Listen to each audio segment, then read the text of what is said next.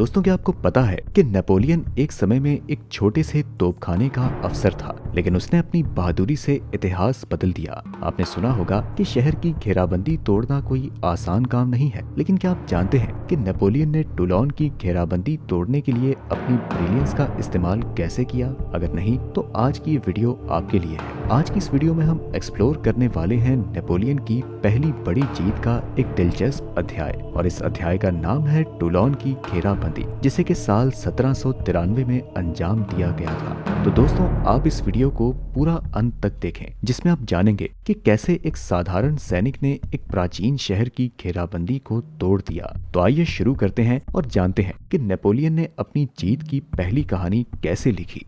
दोस्तों, सबसे पहले हम शुरुआत करते हैं नेपोलियन की जिंदगी के एक छोटे से रिवाइंड से। नेपोलियन बोनापार्ट का जन्म 15 अगस्त 1769 को फ्रांस के कोर्सिका में हुआ था। इसकी फैमिली बैकग्राउंड ठीक ठाक थी। हालांकि उसके माता पिता छोटे कोर्सिकन नोबिलिटी के मेंबर थे, लेकिन फिर भी उसका परिवार अमीर नहीं था। उसके पिता का नाम कार्लो बोनापार्ट था, जो कि पेशे से एक वकील थे, और माँ का नाम लेटिजिया रोमेलिनो बोनापार्ट था, जो कि एक स्ट्रॉन्ग और डिटरमाइंड महिला थी। नेपोलियन को मिलाकर कुल 8 भाई बहन थे। ये फैमिली तो बिल्कुल सामान्य थी, लेकिन नेपोलियन में कुछ तो खास था, वरना एक छोटा सा लड़का बड़ा होकर इतिहास को कैसे बदल सकता है। नेपोलियन ने कोर्सिका में ही अपनी स्कूलिंग पूरी की। वह शुरुआत में तो अपनी पढ़ाई में इतना अच्छा नहीं था, लेकिन जब उसकी माँ ने उसे पढ़ाई को लेकर जागरूक किया, तब से उसकी जिंदगी बदल गई। इसके बाद आता है नेपोलियन के एजुकेशन का गोल्डन ईयर। नेपोलियन ने फ्रांस में एक सैनिक स्कूल ज्वाइन किया। उसकी पढ़ाई में कुछ एक्स्ट्रा था, जो कि आम स्टूडेंट्स में नहीं होता है।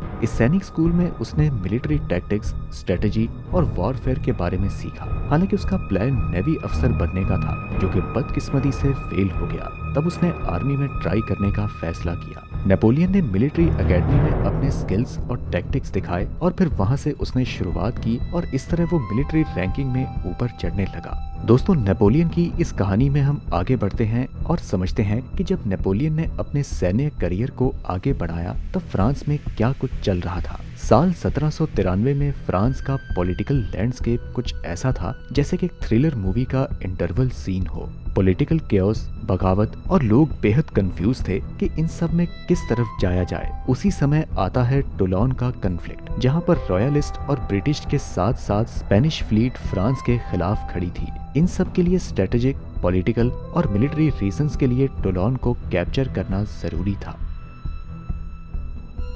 दोस्तों, इससे पहले कि हम आगे बढ़ें और 1793 का सीज ऑफ टूलोन देखें, आइए पहले फ्रेंच रेवोल्यूशन और फ्रेंच रेवोल्यूशनरी वॉर्स को समझ लेते हैं, क्योंकि इसका संबंध हमारी आज की इस वीडियो से है और ये आपको इस ऐतिहासिक इवेंट को समझने में मदद करेगा। दरअसल 18वीं सदी के अंत में फ्रांस के लोग अपने रूलर से बहुत परेशान थे, और उस समय वहाँ मोनार्की सिस्टम चल रहा था, जिसके मुताबिक सारी की सारी ताकत राजा और उसके करीबियों के पास थी। साथ ही फ्रांस में इकोनॉमिक प्रॉब्लम्स, सोशल इनइक्वालिटी और हैवी टैक्सेशन के कारण भी लोग बेहद परेशान थे। उनमें राजा के प्रति असंतोष काफी बढ़ता जा रहा था। इसीलिए लोगों ने फैसला किया कि अब हमें कुछ न कुछ करना ही चाहिए, और फिर शुरू होती है फ्रेंच रेवोल्यूशन, जिसमें आम लोगों ने अपने अधिकार और आजादी के लिए आवाज उठाई। इस दौरान महत्वपूर्ण क्रांतिकारी नारे चल रहे थे, जैसे कि लिबर्टी, इक्वालिटी और फ्रेटर्निटी, जो कि आज भी लोकप्रिय है। फ्रेंच क्रांति 1789 में शुरू हुई, जो कि 10 साल तक चली और 1799 में खत्म हुई।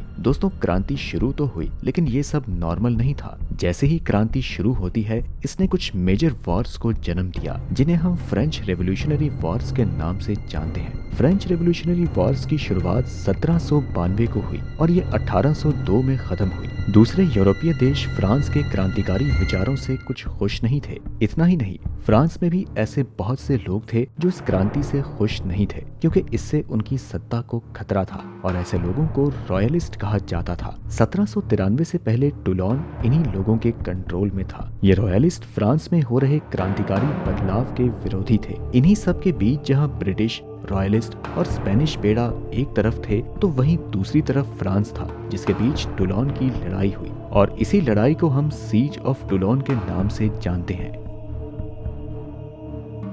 दोस्तों, आइए अब टूलोन की घेराबंदी में नेपोलियन के रोल को देखते हैं। दरअसल टूलोन फ्रांस का एक पोर्ट सिटी था, जिसका मेडिटेरेनियन सागर में महत्वपूर्ण रणनीतिक स्थान था। टुलोन उस समय फ्रांस के कंट्रोल में नहीं था। इस पर रॉयलिस्ट का कब्जा था जो कि फ्रेंच रेवोल्यूशन के खिलाफ थे। इस पर अपना कंट्रोल बनाए रखने के लिए रॉयलिस्ट ने ब्रिटेन और स्पेन की फ्लीट को भी बुलाया। जैसे ही रॉयलिस्ट ने एक्सटर्नल फोर्सेस को इस इलाके में इनवाइट किया, तब टुलोन में फ्रांस के साथ कॉन्फ्लिक्ट शुरू हो गया। नेपोलियन उस समय तोपखाना अधिकारी था, लेकिन उसकी सोच से लगता था कि वो थोड़ा एम्बिशियस है। नेपोलियन की स्ट्रेटेजिक और टैक्टिकल नॉलेज को देखते हुए उसे घेराबंदी के दौरान महत्वपूर्ण स्थान देने का फैसला किया गया। नेपोलियन ने अपने एक्सपीरियंस से एक स्पेशल फोर्स तैयार की जो कि टुलोन को घेरने में मदद करे। उसकी रणनीति और योजना ने उसे सेना के ऊंचे अधिकारियों का भरोसा जीतने में मदद की। उसका प्लान सिंपल था लेकिन बहुत शानदार था। उसने फैसला किया कि वह टुलोन को घेरेगा और ब्रिटिश सहित दूसरे एक्सटर्नल फोर्सेस को यहाँ से बाहर करेगा। नेपोलियन की टैक्टिकल और स्ट्रेटेजिक फैसलों ने टुलोन को जीतने में एक महत्वपूर्ण भूमिका निभाई। उसने अपनी सेना को सही समय पर सही स्थान पर पहुंचाया और दुश्मन की कमजोरियों का फायदा उठाया, जिससे कि आने वाली लड़ाई के लिए उनकी कमिटमेंट और प्लानिंग को मजबूती मिली। दोस्तों, टुलोन के सीज की शुरुआत 28 अगस्त 1793 को हुई, जब रॉयलिस्ट काउंटर रेवोल्यूशनरीज ने टुलोन के किले को एंग्लो स्पेनिश फ्लीट के हवाले कर दिया। इस समय फ्रेंच रेवोल्यूशनरी वॉर्स तेजी से बढ़ रही थी और टुलोन एक महत्वपूर्ण नेवल बेस और आर्सेनल था। इस युद्ध के पहले कुछ महीने में फ्रेंच फोर्सेस ने टुलोन को वापस लेने की कोशिश की। सितंबर की शुरुआत में जनरल जीन फ्रैंकोइस कार्टो के साथ घेराबंदी शुरू हुई, लेकिन उस समय के दौरान कुछ खास नहीं हुआ और तभी एक महत्वपूर्ण बदलाव आता है। नवंबर में जनरल जैक्स डुगोमियर कमांड में आते हैं और उन्होंने नेपोलियन की सैन्य कौशल को पहचान लिया। उन्होंने नेपोलियन को अपना असिस्टेंट बनाया और उन दोनों ने मिलकर एक नई योजना बनाई, जिसके बाद 16 और 17 दिसंबर 1793 को रेवोल्यूशनरी ट्रूप्स ने नेपोलियन को लीडरशिप में इंटेंस बम्बार्डमेंट के साथ एलाइड फोर्सेस के कब्जे वाले किलों पर धावा बोल दिया। यह हमला कामयाब रहा और नेपोलियन की स्ट्रेटेजिक ब्रिलियंस काम आ गई। 18 दिसंबर के आसपास नेपोलियन के ऑर्डर देने पर फ्रांसीसी बंदूकों ने ब्रिटिश बेड़े को निशाना बनाया, जिसके बाद ये मामला पूरी तरह बदल गया। अराजकता फैल गई और एलीट पावर्स भाग खड़ी हुई और 19 दिसंबर को टुलोन पर नेपोलियन का कब्जा हो गया। टुलोन को सीज करना नेपोलियन की पहली जीत थी और इस जीत ने नेपोलियन के करियर को एक नया मोड़ दिया। उस समय उसकी उम्र केवल 24 साल थी, लेकिन इतनी कम उम्र में ही उसे ब्रिगेडियर जनरल बना दिया गया। इस जीत ने न तो केवल फ्रेंच रेवोल्यूशन को स्ट्रॉन्ग बनाया, बल्कि नेपोलियन के असाधारण लीडरशिप को भी उजागर कर दिया। इस युद्ध में नेपोलियन ने सच में कर दिखाया कि वह कितना चालाक और बहादुर है। यहाँ तक कि जब एक हमले के दौरान उसे चाकू लगा, तब भी वो बहादुरी से लड़ता रहा।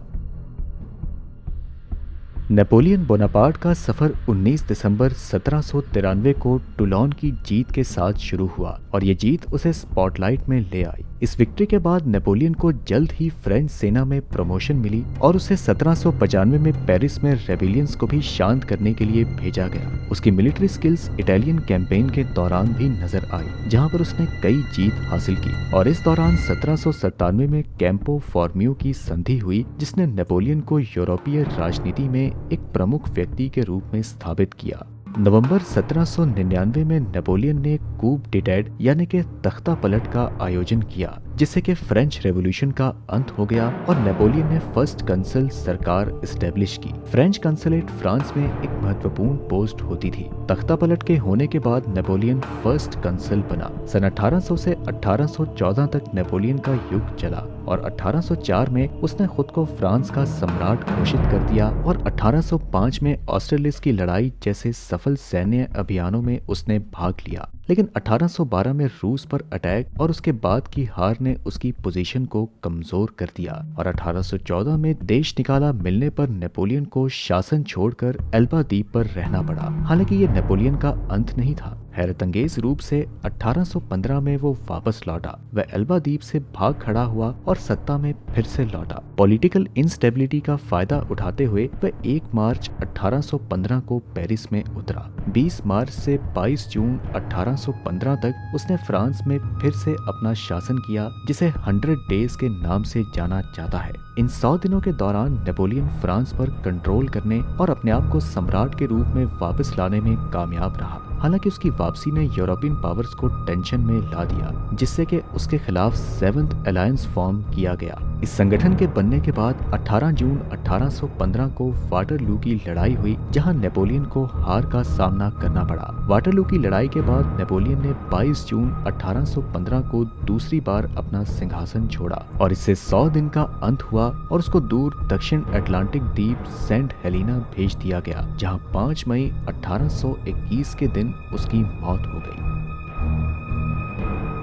दोस्तों, नेपोलियन बोनापार्ट का नाम फ्रेंच और यूरोपियन इतिहास में बहुत बड़ा है। उसकी शुरुआती जीत टूलोन घेराबंदी ने फ्रांसीसी सेना में उसका नाम बढ़ाया। फ्रांस में उसका नाम बड़ा करने में उसकी वॉरफेयर टैक्टिक्स और मिलिट्री प्लानिंग ने भी बहुत कंट्रीब्यूट किया। 1804 में सम्राट बनने के बाद से उसने सेना के माध्यम से एक नए युग की शुरुआत की, जिसे नेपोलियन युग कहा जाता है। लेकिन रूसी कैंपेन और वाटरलू की लड़ाई में मिली हार ने नेपोलियन को हिलाकर रख दिया। स्ट्रेटेजिक टैलेंट और पॉलिटिकल सिंप्लिसिटी के साथ नेपोलियन की यात्रा मिलिट्री वॉर के इम्पोर्टेंट चैप्टर्स में से एक है। उसकी लीगेसी जो भी हो, लेकिन ये तय है कि उसके प्रभाव ने इतिहास की दिशा हमेशा के लिए बदल दी। दोस्तों, उम्मीद है कि आपने इस वीडियो को हेल्पफुल पाया होगा। अगर ऐसा है तो इसे लाइक और अपने दोस्तों के साथ शेयर भी करें और हमारे चैनल को सब्सक्राइब भी करें। हम फिर आपसे मिलते हैं अगली वीडियो में।